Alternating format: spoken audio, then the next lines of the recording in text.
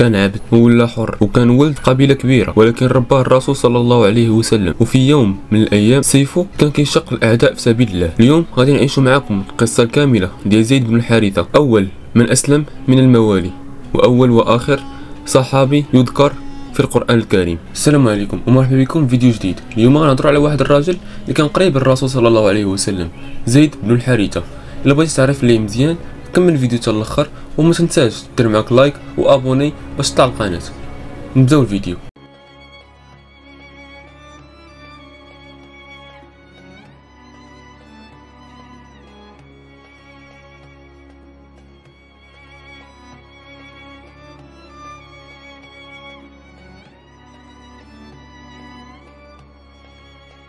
زيد بن حارثه كان من قبيله كلب، وكان باباه سميتو حارثه بن شراحيل.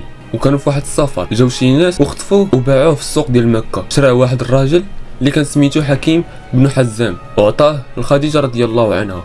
وهاد الاخيره من بعد قدمته للزوج ديالها اللي هو الرسول صلى الله عليه وسلم قبل ما يجيه الوحي. صافي من بعد زيد عاش في دار النبي صلى الله عليه وسلم، وكانت بيناتهم علاقه ابويه قويه بزاف. وملي عرفوا عائلته فين كاين جاو عنده، مشاو لمكة باش يطلبوه، وقالوا للرسول صلى الله عليه وسلم أعد إلينا ابننا وسنعطيك ما تشاء من المال. ولكن الرسول صلى الله عليه وسلم قال لهم غادي نعيط ليه، إلا بغى يمشي معكم مرحبا، وإلا بغى يبقى أنا ما كنفرض عليه حتى حاجة. زيد سمع الهضرة كاملة، هو يخرج عندهم ويقول لهم لا، أنا بغيت نبقى معاك يا رسول الله.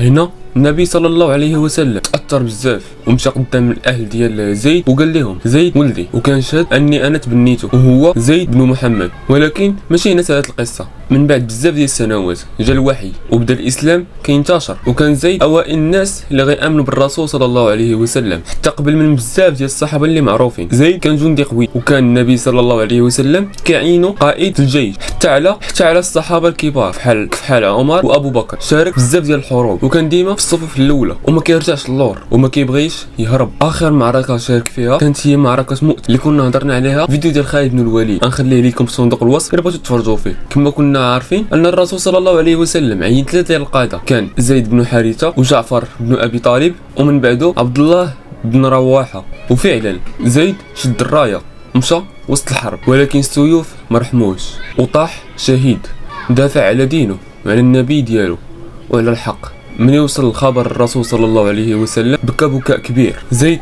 كان بحال واحد من ولادو. زيد بن حارثه علمنا بزاف ديال